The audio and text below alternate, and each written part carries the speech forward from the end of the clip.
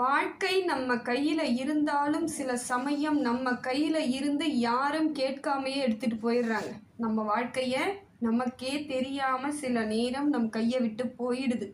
அப்படித்தான் இது நாள் வரையிலும் பல பிரச்சனைகளை சந்திச்சு வந்துகிட்டு இருக்கீங்க. தெரியாமலேயே நிறைய பேருக்கு உதவி பண்ணிட்டு, தெரியாமலேயே நிறைய பேருக்கு நல்லது செஞ்சுட்டு, இன்றைய வரை கஷ்டப்பட்டு கொண்டிருக்கக்கூடியவர்கள் மீனராசி. இது நாள் வரையிலும் பல சங்கடங்களை ஏதோ ஒரு ரூபத்தில் அனுபவிச்சுக்கிட்டே இருக்கக்கூடியவர்களாக இருந்துக்கிட்டு இருக்கீங்க. சில விஷயங்களை நாம் பார்க்கும் பொழுது அந்த கிரகங்கள் சரியாக எங்கே இருக்குன்னு தெரிஞ்சு அது என்ன மாதிரியான அமைப்பு இருக்குன்னு தெரிஞ்சிட்டாலே நம்ம உஷாராயிடலாங்க. ஏன்னா சிலருக்கு அது புரியாது. குரு நல்லா இருக்குன்றுவாங்க, ஆனால் அதுக்குள்ளேயும் சின்ன சின்னதாக வேறு விதமாக நமக்கு நடைபெறும் பொழுது குரு நல்லா இருக்குன்னு தானே சொன்னாங்க, ஆனால் நமக்கே இப்படி நடக்குதுன்ற ஒரு குழப்பம் ஏற்படும். கிரகமானது சரியான அமைப்பில் இருக்குதா இல்லையான்றதை விட அந்த கிரகத்துக்குள்ளேயும் எதா மாதிரியான அமைப்பு இருக்குன்னு நம்ம பார்க்கணும். இதெல்லாம் ஒரு எளிமையாக பார்த்துட்டோன்னு வச்சுக்கோங்க, நமக்கு எந்த வித பிரச்சனைகள் வந்தாலும் அதை எப்படி கையாளுவதுன்னு ஃபஸ்ட்டு நம்ம தெரிஞ்சுக்குவோம். அது தெரிஞ்சுக்கிட்டாலே நம்ம அழகாக அதை டேக் ஓவர் பண்ணிட்டு போயிட்டே இருக்கலாம். சிலருக்கு இதெல்லாம் தெரியாது. குரு நல்லா இருக்கு சொல்லிட்டாங்க, செவ்வாய் நல்லா இருக்கு சொல்லிட்டாங்க, நம்ம இடம் வாங்கிடலாம், வீடு கட்டிடலான்ட்டு போயிட்டு அதில் இறங்கும் பொழுது தான் சில பிரச்சனைகள் நம்மளை தேடி வரும்.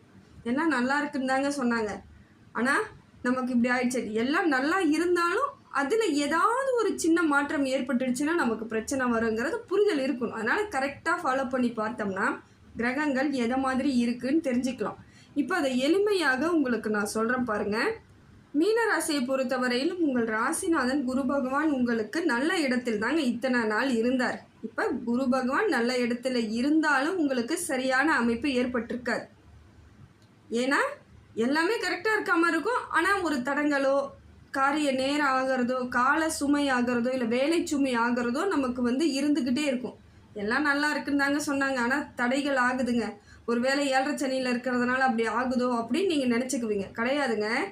ஒரு சில விஷயங்களை முடக்கி வைத்ததே குருவாகத்தாங்க இருக்குது. இவ்வளோ நாள் 4வது இடத்துல இருந்த குரு பார்த்தீங்கன்னா அப்படி தான் முடக்கி வைப்பார்.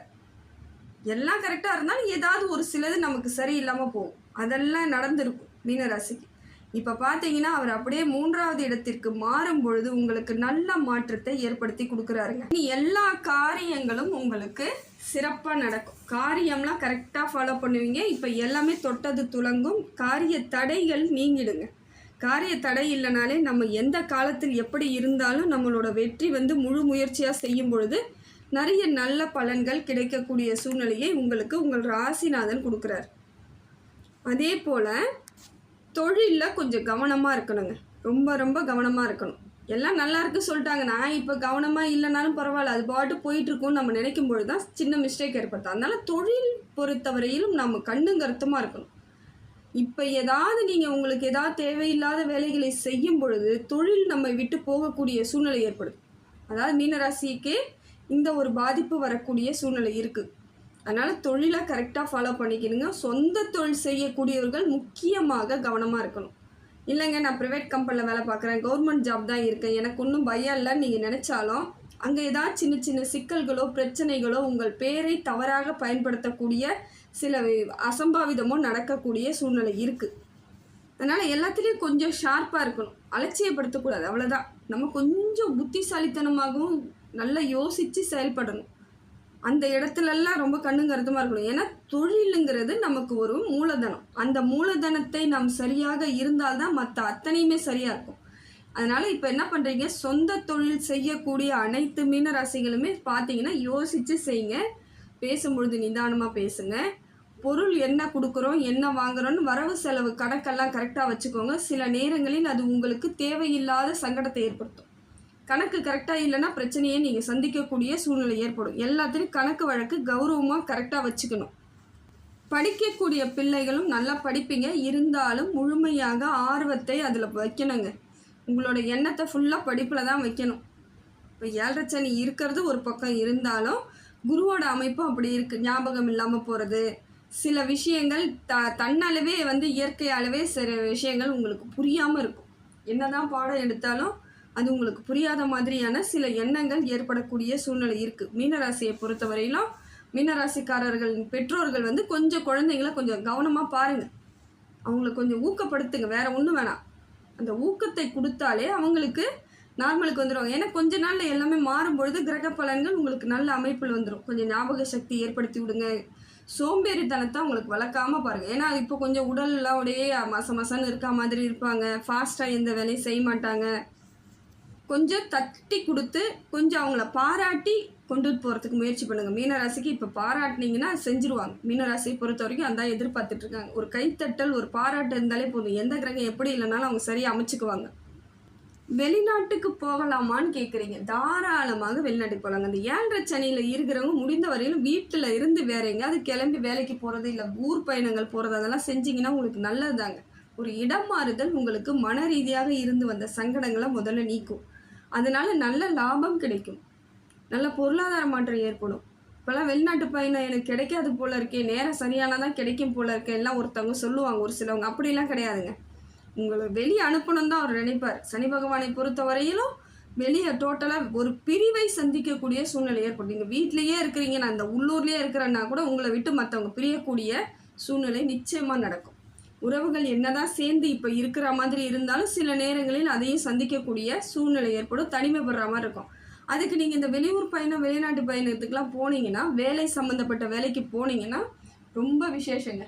நிறைய நன்மைகள் ஏற்படக்கூடிய சூழ்நிலை இருக்குது. அதனால் அதில் பண வரவு ஏற்படும். ஒரு அளவுக்கு உங்களுடைய மரியாதையும் அங்கீகாரமும் கிடைக்கக்கூடிய சூழ்நிலை இருக்குங்க. கொஞ்சம் கவனத்தோடு இருங்க. ஆனால் குரு உங்களுக்கு சப்போர்ட்டாக தான் இருக்கார். சில பாதகங்கள் மட்டும் இருக்கக்கூடிய சூழ்நிலை இருக்குது, பார்த்துக்கோங்க. உங்கள் ராசிநாதன்றதுனால பெரிய பாதிப்புகள் இல்லைனாலும் சின்ன சின்னதாக ஒரு குடைச்சல் கொடுக்குற மாதிரி இருக்கிறதே நமக்கு ப்ரெஷர் ஆகும். இதெல்லாம் நடக்கும், பார்த்து கொஞ்சம் கவனமாக இருந்துக்கிறது ரொம்ப நல்லதுங்க. அதே போல் சூரியன் உங்களுக்கு நல்ல மாற்றத்தை ஏற்படுத்தி கொடுக்குறார், தொழில் வளர்ச்சி ஏற்படுத்தி கொடுக்குறார். உறவுகளிடையே இருந்து வந்த கவலைகள், கஷ்டங்கள்லாம் நீங்குங்க. எல்லாருக்கிட்டேயும் உங்களை தப்பாக பேசியிருப்பாங்க எல்லாரும். அதனால உங்களுக்கு எல்லாருக்கிட்டேயும் ஒரு கவலை இருந்திருக்கும். எல்லாரும் நம்மளை புரிஞ்சுக்கவே இல்லையே, நம்ம என்ன பண்ணாலும் நம்மளை தப்பாக பேசுகிறாங்களே, நம்ம நல்லா தானே நினச்சோன்ற அளவுக்கு உங்கள் மனசு ரொம்ப சங்கடப்பட்டிருக்கும். ஆனால் அதை எல்லாமே புரிந்து கொள்ளக்கூடிய காலத்தை உங்களுக்கு இப்போ சூரியன் கொடுக்குறார். உங்களுக்கு உரிய மரியாதை கிடைக்குங்க. நீங்கள் என்ன செய்தாலும் அதற்கு சரியான பலன் கிடைக்கக்கூடிய சூழ்நிலையை உங்களுக்கு சூரிய பகவான் கொடுக்குறார். இதெல்லாம் ஒரு நல்ல ஒரு அமைப்பு தாங்க. சூரியன் சரியாக இருந்தாலே பல இடங்களில் பிரச்சனைகள் தீந்துடும். உங்களை இனிமேல் யாரும் தவறாக பேச விட மாட்டார். தேவையில்லாமல் தவறாக யாரும் பேச மாட்டாங்க. உங்களை ஒரு பொறாமையில் பேசுனவங்க நிறைய பேர் இருப்பாங்க. அது மீனராசியை பார்த்து பொறாமப்படாதவங்க யாருமே இருக்க முடியாது. அந்த அளவிற்கு இவங்களுடைய வளர்ச்சி எல்லாம், தேஜஸ் எல்லாம் அவ்வளோ அழகாக இருந்திருக்கும். அந்த பொறாமையாலேயே பல பேர் இன்னமும் கஷ்டப்பட்டுட்டு தான் இருக்கிறீங்க. இருந்தாலும் பரவாயில்லைங்க, சரியாயிடும். இந்த காலம் கொஞ்சம் கனியும் பொழுது எல்லாம் சரியாயிடும். தூக்கி போட்டு போயிட்டே இருங்க, மனசில் எதுவும் எடுத்துக்காதீங்க. காலம் உங்களுக்கு கனிவானதாக மாற்றி கொடுக்க சூரிய பகவான் இருக்கிறார். குலதெய்வ வழிபாடு பண்ணுங்க, சூரிய நமஸ்காரம் பண்ணுங்க. கூடிய விரைவில் எல்லா பிரச்சனையும் பனி போல விளங்கிடும். சுக்கிரன் உங்களுக்கு நல்ல ஏற்பாடு செய்கிறாருங்க. பண வரவை கொடுக்குறாருங்க முதல்ல. ஏன்னா இப்போ சனி பகவான் விரயச்சனியாக இருக்கிறதுலேருந்து ஜென்ம சனியாக மாறின பிறகு கொஞ்சம் உங்களுக்கு பொருளாதாரத்தில் சிக்கல் இருந்துக்கிட்டே இருந்துச்சு. இப்போ சுக்கிரன் சரியான அமைப்புக்கு வரும் பொழுது பொருளாதாரம் மேலோங்கி இருக்குங்க. பொருளாதார வளர்ச்சி சிறப்பாக இருக்கும். ஏன்னா பண வரவு இருந்தால் தானே நம்ம விரயம் பண்ண முடியும், கூட முடியும். செலவு பண்ணுறதுக்கு எங்கே போகிறது? பணம் இல்லைன்னா எதுவும் பண்ண மாட்டோம். அதனால் வரவை கொடுக்குறார். ஒரு கிரகம் வரவை கொடுத்துச்சுன்னா ஒரு கிரகம் செலவை கொடுக்கும். அதுதான் இப்போ உங்களுக்கு சுக்கிரன் நல்ல அமைப்பில் தான் இருக்கார். பொருளாதாரம் இருக்குது. அதை எதை மாதிரியான செலவுகள் ஆகுங்கிறது அவங்களுடைய இயல்பு வாழ்க்கையை பொறுத்து, அவங்கவுங்க எப்படிப்பட்ட ஒரு அமைப்பில் இருக்கிறீங்கன்னு பொறுத்து செலவு. சிலருக்கு சுபவிரய செலவாக ஆகக்கூடிய சூழ்நிலையும் இருக்குது, நல்ல செலவாக இருக்கும். ஒரு சிலருக்கு இந்த மருத்துவ செலவோ அல்லது ஏதாவது தேவையில்லாத செலவு அதெல்லாம் வர்றதுக்கு வாய்ப்புகள் இருக்குது. கொஞ்சம் கவனமாக இருங்க. பண விஷயத்தில் கொஞ்சம் கவனமாக இருக்கிறது தப்பு கிடையாது. எப்படியா இருந்தாலும் அது ஒரு பைசாவும் சம்பாதிக்கிறதுக்கு நம்ம கஷ்டப்பட்டுருக்கோம்னு தெரியும். அதனால் பொறுப்பாக தான் இருப்பீங்க. மீனராசியை பொறுத்த வரைக்கும் பொறுப்பாக இருக்கக்கூடிய ஆட்கள் தான். அதனால் அதை பற்றி பெருசாக நான் உங்களுக்கு சொல்ல வேண்டிய அவசியம் இல்லை. சந்திர பகவான் கொஞ்சம் உங்களுக்கு மனக்குழப்பத்தை ஏற்படுத்திக்கிட்டு இருக்காருங்க. மனசுக்குள்ளே எதையாவது திடீர்னு நல்லா இருக்க மாதிரி இருக்கும், திடீர்னு ஒரு பிரச்சனை தோணிடும், மனசு கொஞ்சம் கவலைப்படும். ஏதாவது ஒரு சின்ன சின்ன விஷயங்கள் சங்கடங்களை ஏற்படுத்தக்கூடிய சூழ்நிலையை சந்திரன் கொடுத்துட்ருக்காருங்க. இருந்தாலும் அதுக்கெல்லாம் கொஞ்சம் இடம் கொடுக்காதீங்க. ஆனால் வேறு வழி இல்லை, அதையும் நம்ம அனுபவித்து வெளியே வர வேண்டிய சூழ்நிலையில் தான் இருக்கோங்கிறது புரிஞ்சுக்கிட்டு வந்துடுங்க. வேறு ஒன்றும் பயப்பட வேண்டிய அவசியம் இல்லை. அப்பப்போ மனசுக்குள்ள ஏதாவது தேவையில்லாத சங்கடங்கள், இல்லை மனசுக்குள்ள ஏதாவது பழைய நினைவுகள் அப்படி வரக்கூடிய அமைப்பை சந்திரன் கொடுக்குறார். அதுவும் சந்திராஷ்டமத்தண்ணி கொஞ்சம் கவனமா இருங்க. அன்றைய தினம் இறைவனை வணங்கிட்டு எந்த வேலையா இருந்தாலும் தொடங்காது. டெய்லி செய்யற வேலையா இருந்தாலும், ஆனா புது முயற்சிகள் எதுவுமே பண்ணாதீங்க. அன்றைய தினத்துல நல்ல விசேஷங்கள் செய்யாதீங்க. புது முயற்சிகள் எதுவும் பண்ணாதீங்க. அன்றைய தினம் கொஞ்சம் நிதானமா விட்டுட்டு அடுத்த அப்புறம் வரக்கூடிய சுபதினங்கள்ல செய்யுங்க. உங்களுக்கு நல்ல மாற்றங்கள் இருக்கும். அன்றைய தினங்கள் நீங்கள் செஞ்சிட்டீங்க, தெரியாமல் அந்த நாள்லாம் வச்சுட்டீங்க அப்படின்னும் பொழுது காரியங்கள் தடை ஏற்பட்டுருங்க. அவரால் உங்களுக்கு பெரிய சங்கடங்கள்லாம் வந்துடும்.